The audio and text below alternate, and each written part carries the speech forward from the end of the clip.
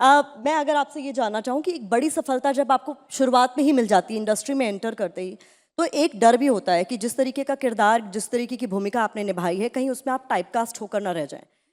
ये आपको लगा कि कहीं ऐसा ना हो कि ऐसे सिमिलर रोल्स में करती रह जाऊं, कहीं इस बॉक्स में मुझे ना देखा जाए कि हाँ ना नहीं, क्योंकि आपके किरदारों ने तो ये साबित कर दिया, आपकी तमाम फिल्मों ने साबित कर दिया, क्योंकि आपने इतनी वर्सटैलिटी है वो हमने आपकी फिल्मों में देखा है। लेकिन ये उस वक्त लगा था कहीं मैं नहीं टाइपकास्ट ना हो जाऊं इंडस्ट्री में? नहीं, बिल्कुल नहीं, क्योंकि मैंने as I said because I am not from the industry, मेरी I had nothing to lose. So मुझे लगा कि अब चलो दंगल के लिए बाल कटवा लिए तो किसी और फिल्म के लिए कुछ और भी मेहनत करनी पड़ी, तो मैं I am ready to do it. Because when you don't have any base then you're like, yeah, it's okay, I can take more challenges, I can take more risk with my career and the roles that I want to pick.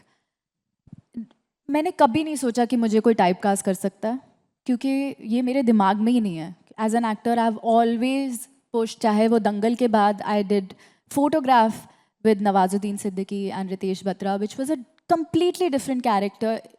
It required me to channel some emotional depth, you know. उसके बाद बधाई हो happened, उसके बाद पटाखा which was completely opposite of दंगल, जिसमें दो बहनें मतलब एक दूसरे के बाल नोच रही हैं, गाली गलौज कर रही हैं, वो भी कैरेक्टर अलग ही था। तो आई kept pushing myself to see कि क्या मैं एज एन एक्टर ये कर पाऊंगी या नहीं कर पाऊंगी। और I think I have also been very lucky that I have gotten to work with some amazing directors जिन्होंने मुझे पुश भी किया और मेरे कंफर्ट जोन से मुझे बाहर भी लाया। क्योंकि मैं पटाखा की बात कर रही थी, जब मैं पटाखा के लिए ऑडिशन दे रही थी तो मुझे हल्का सा डाउट था, और मुझे ये डाउट नहीं था, मुझे ये था कि भाई मैं विशाल जी को खुश कर दूं, क्योंकि विशाल भारद्वाज जी अगर वो आसान नहीं था। आपने तमाम इंटरव्यूज में इस बात का जिक्र भी किया है, वो इजी नहीं था। क्योंकि वो मुझे बधाइयों के सेट पे मिलने आए, उन्होंने बोला यार ये तो बहुत शांत सी लड़की है, कैसे करेगी ये चिल्लाने वाला दिल्ली रोल। की लड़की को लेकर इतनी बड़ी गलतफहमी। बात तो बिल्कुल सही है। ये हमारे अंदर इनेट है।